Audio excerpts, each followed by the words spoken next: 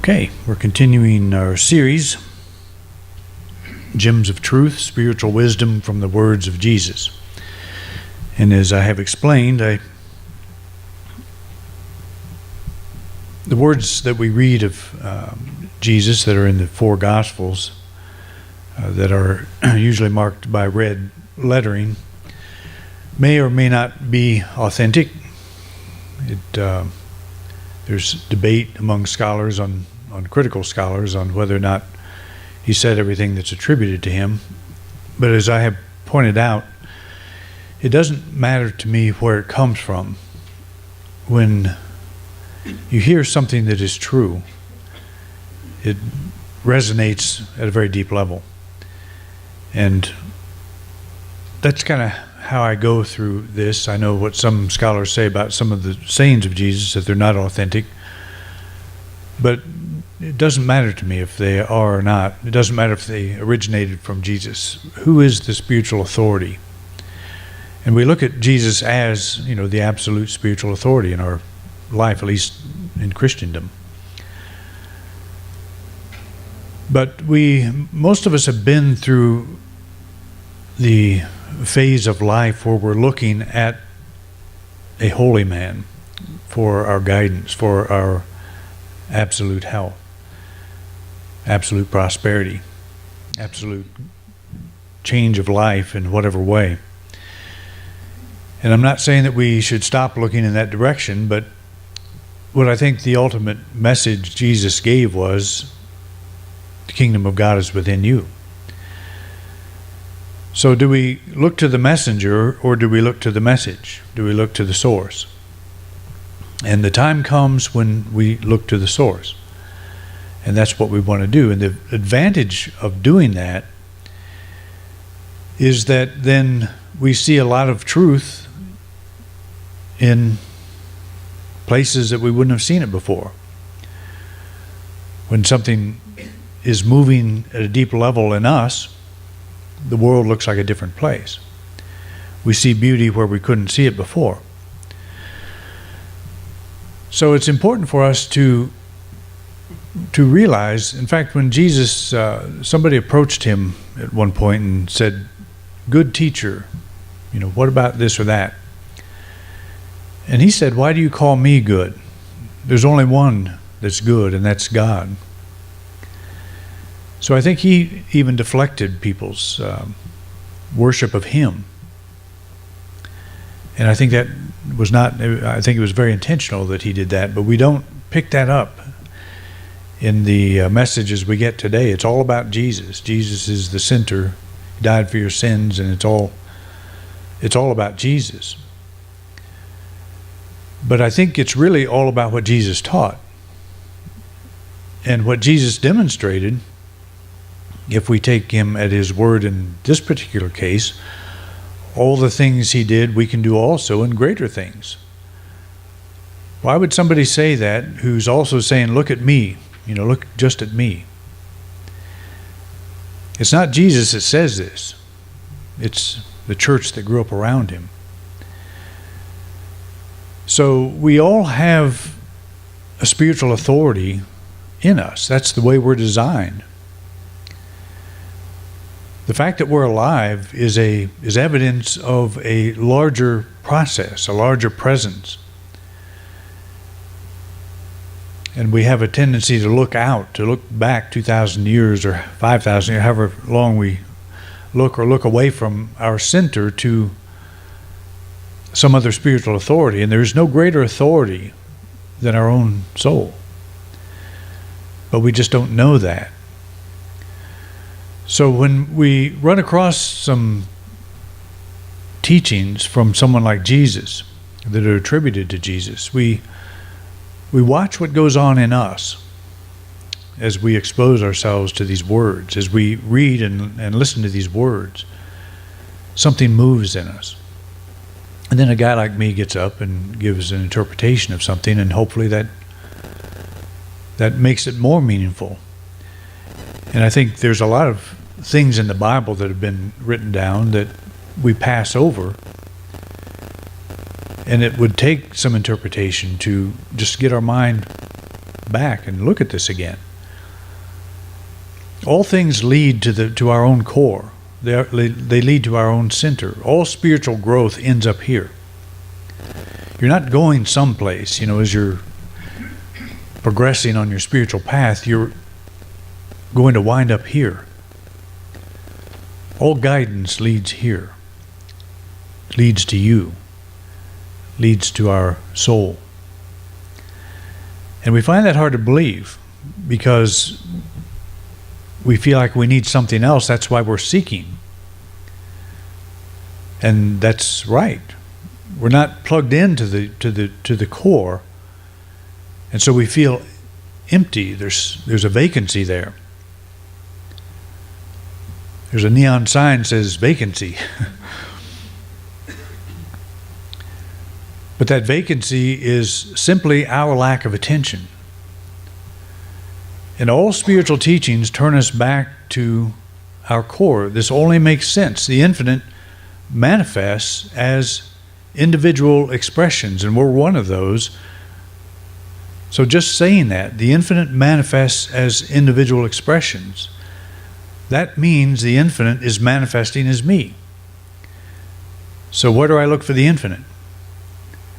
I don't look for it in the words of someone else, but if they're talking about it, they're talking about me. So that's how I look at the words of someone like Jesus, or the words of anybody that has touched this center and knows what they're talking about. Unfortunately, nobody can bring us into this awareness. They can only encourage us to have it, to keep pursuing this inner awareness until we have this breakthrough and we know without a doubt that we have touched something very deep and something very real. And it may come in a very slow kind of way, but we're not creating anything new in ourselves. We're not really developing consciousness. We're shifting our consciousness. We have this house of consciousness, and we're shifting it from the changing sand of appearance to the rock of truth. Our whole belief system, our whole understanding of who we are, why we're here, and all of that stuff, it's built on the changing sand of appearance for the most part. And so we feel like we need to be on a spiritual path, a spiritual journey, that we need to be somewhere other than we are. But the truth is that rock it's just beneath the sand. It's not somewhere else. It's here. And it is us. We're the infinite in expression. I am the infinite in expression. You are the infinite in expression. You stop and think about that. So that you have the infinite, we all get that, but then that expression part, we start making it something different. But there's no place where God leaves off and I begin. There's no line of demarcation. It's a very blurry thing. Where that happens is in my thinking. And so that's what we want to look at today. So Jesus was a pretty earthy person, really. He gave some of his most profound messages, talking about things of the earth. And today he's talking about seed, or I'm sharing a thought that he had about seed. But he's not talking about seed. You always got to keep that in mind. Anytime you read anything from Jesus, he's not talking about that thing. He's talking about something deeper that behaves like this thing. And that's what we always need to tune into. He said, the kingdom of God is as if a man should scatter seed upon the ground and should sleep and rise night and day, and the seed should sprout and grow. He knows not how. The earth produces of itself first the blade, then the ear, then the full grain in the ear. Now, Jesus grew up in an agricultural area. Why would he need to tell people this? Why would anybody need to tell us this? We know this. We see it happen all the time. We plant our gardens. We know that there is a choice that we have on what kinds of seeds we put in the ground. We know we have to make the soil ready. Beth and I just finished getting some Mesa Magic, trailer load of that, and dumping it on the garden and tilling that in and preparing the soil. But neither one of us know how to grow that stuff. And we don't do that with that belief in mind that we're going to actually grow the vegetables that come up through that garden. But nobody has to tell us that. So why would Jesus be talking about things that people already know? And the answer is he's calling our attention, and let's just assume we're there. He's calling our attention to a principle that we see expressed everywhere, but it's working in us. That's why it's relevant. It's not so relevant to know that if you plant a seed in the ground, it's going to grow and you don't know how. What he's saying is there's a power that is working through this seed, but it's also working through you, through me. We don't make it work. The role we play is we choose the seed. But it doesn't really matter what seed you choose. In terms of the creative life force, there's no good and bad seed. The good and bad is our definition. If you plant something that, well, I used to think nettles were horrible. But now Beth and my daughter eat them. And actually, I ate them too. My grandmother used to boil them. You know what nettles are? It's a plant that is covered with pure hell. If it touches your skin, it burns. It's toxic. And it's miserable.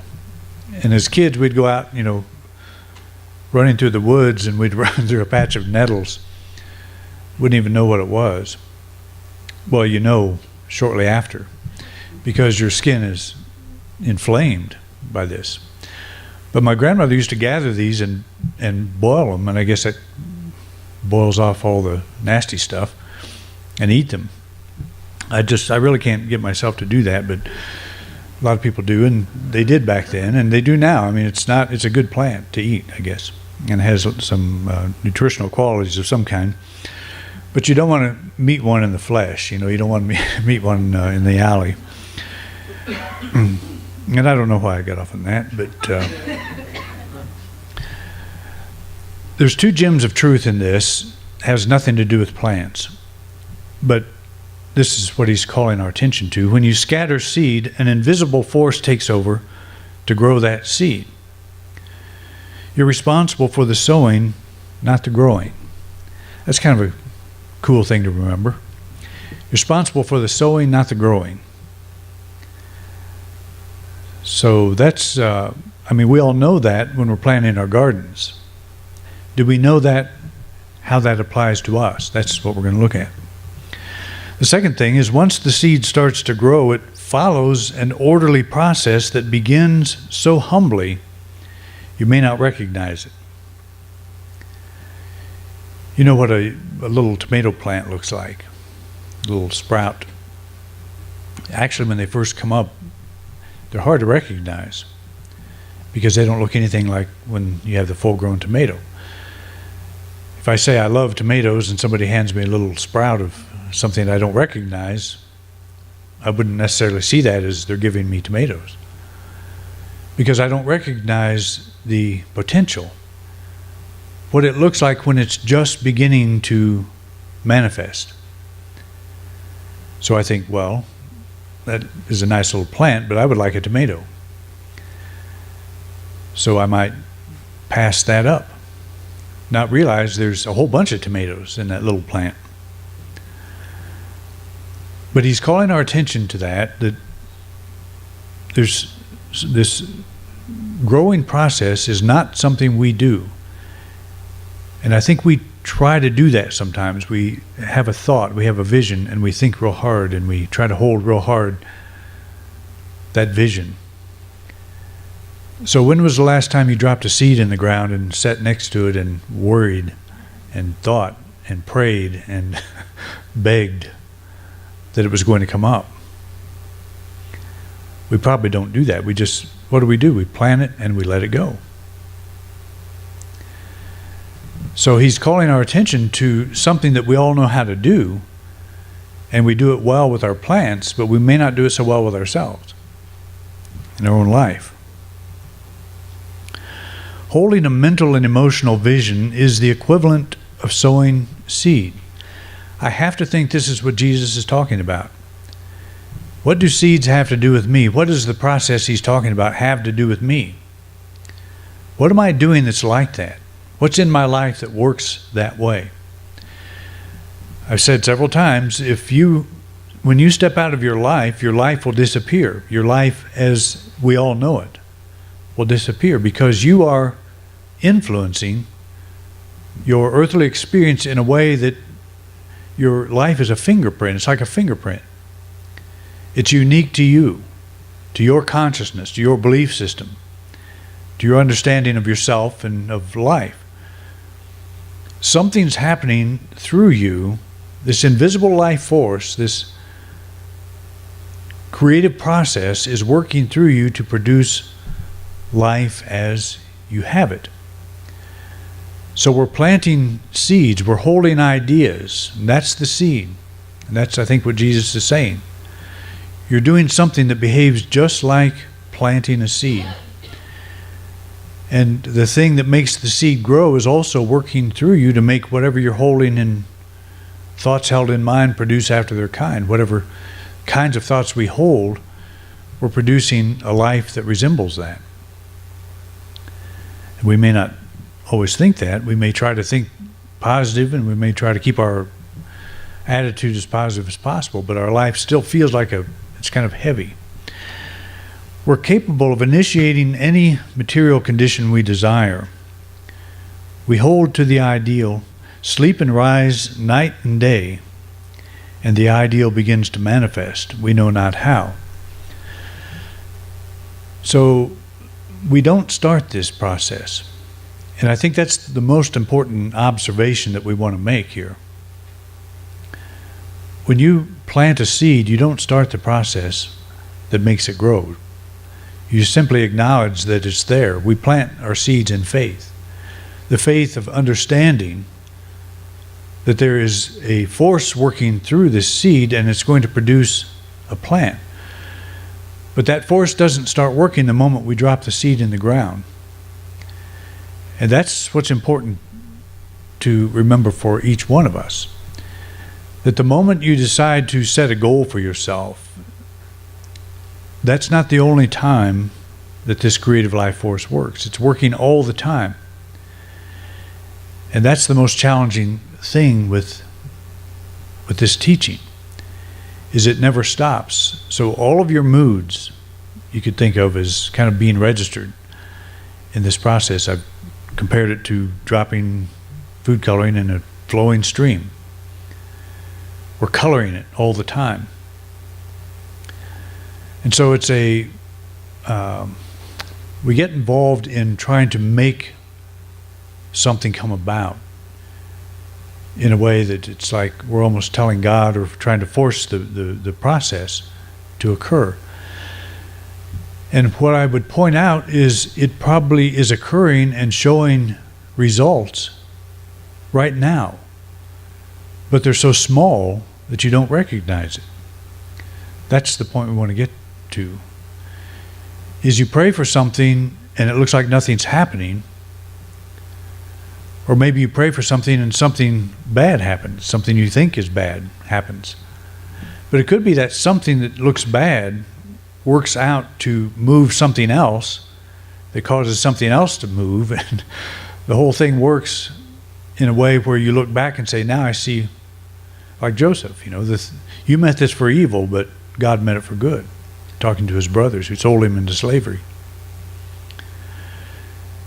So that's the point, is that when you plant a thought seed, you expect the answer to come full blown. You expect the full tomato.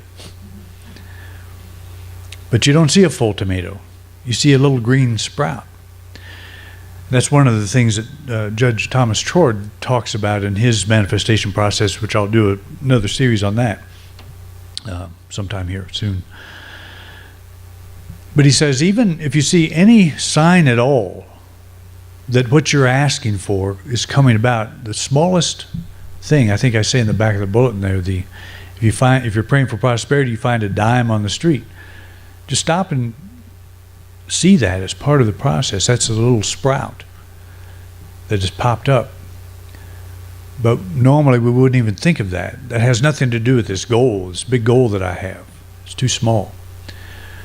But Trord says to stay with this kind of thing. Don't try to make anything happen, but every time something does happen, as small as it may seem, give thanks for it and know that you're on target. Know this process is unfolding, because no full-grown plant looks like that sprout that has just come up. So I think there's a lot of layers that Jesus is referring to here that make sense. You ask for something in prayer. He also said, whatever you ask for in prayer, believe you've received it. That's planting the seed in the ground, knowing, believing that it's going to come up. Not because you know how to grow it, but because you have faith in this process. Same thing with our thinking. You set a direction in your life. You say, I don't like my life so well the way it is, and I want it to change. I want the direction to change. I want new things to happen. I want new inspiration, new ideas, new direction. And we hold that thought. We sit quietly and we get a very clear vision of that. We go about our business and something distracts us. Something pulls us away from that. And it may be that there are elements of that answer that are trying to come forward. But we may shift our attention away from that. Instead of knowing, we just hold that thought that this greater good is now unfolding through me. I open my eyes. I keep myself open and receptive to that, whatever it may look like. And that's probably one of the most difficult things. That's why it's so difficult to stay with a program of a goal setting kind of thing, or the determination to just stay positive. We don't always stop and give thanks. That's why I think the whole idea of gratitude is so important, and you'll find it in every spiritual teaching on this earth. An attitude of gratitude. If you want a tomato and you see a little sprout, you may not feel so grateful because you don't recognize what it is. But gratitude might allow you to see that. It might give you the eyes to see what's right in front of your face. That's what I posted on Facebook this week, is with this picture of the little sprout. And I said that the thing that you're looking for is probably already sprouted. It's in your life right now. So what if you held that in addition to the picture you're holding? That's really what faith is. I don't see what I'm looking for here, but it's here. I know it is. There's something that is moving through this whole growing process. I don't know how it works. Don't have to. But I stay with that idea and stay with the attitude, because your attitude is your quality of life. If you get discouraged, and I've been discouraged so many times I've lost count, your whole life goes down the drain. Feels bad. The quality of your life is destroyed with an attitude. Does it have to be? It doesn't have to be. So the thing you think you are looking for right now, what if it's there but in a different form? You don't recognize it. That's what we want to do. We want to be able to, even when we don't see it, to hold that sense of gratitude. Just same thing you would think about with your garden. I planted all this stuff, I've done all this work, and it was very difficult, but I don't see anything growing. I don't see any tomatoes out there. They'll be there. When the manifestation begins to occur, we may not recognize it. It may appear as a feeling of success. And that's, I think, pretty important. Because I've had times, critical times, where I sat quietly, had no signs of any answer outside, but I had a shift in experience. I knew everything was okay. That's probably one of the most important things. That's a sprout. That's an example of the kind of thing we look for. You may not see it with your eye, but you see it with the mind's eye, and you see it with your heart. You see it with your soul. So it may appear as a feeling of success or change, a change in circumstance so slight that we consider it almost inconsequential. But every little thing that happens, just see that as building on what you want. It's moving you in the direction of your choice, in the direction of your dreams. And if you abandon that feeling, then you'll keep getting more of what you have already. The system's already working, and we're working with it, but it may not be producing tomatoes. It may be producing tares. What's a tare? Just a weed, something that's valueless to us. Keep your vision on the full grain in the ear, but learn to recognize and give thanks for the blade when it appears. The slightest change in your circumstance is evidence that your desire is manifesting. I had this happen to me recently. I don't want to share that with you, what it was exactly, but an answer began to unfold in a way that I never would have expected. An answer to something that was on my mind. And it's just, it's incredible the way it works. But you keep your vision, your mind on the high vision, on what you want. Keep your eye on the tomato. But don't look for the tomato in your life. Look for the process. Look for that which brings the tomato about. And we don't know what to look for, so that's walking in faith. That's understanding that something is working. I don't know how to make it work. I don't have to know how, but it is working. So every day is a new opportunity for something new to unfold. So be open to that. When you ask for something in prayer, believe that you've received it. What if you'd received it? How would you feel? That's another good question to ask yourself. I would feel free. That's the vision. How you would feel if you had what you were asking for. So bring your whole thing back to that. And it doesn't matter what you see in your life. Just hold to that vision.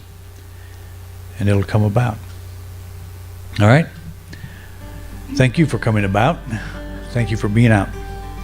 And have a happy Earth Day today. However you celebrate that.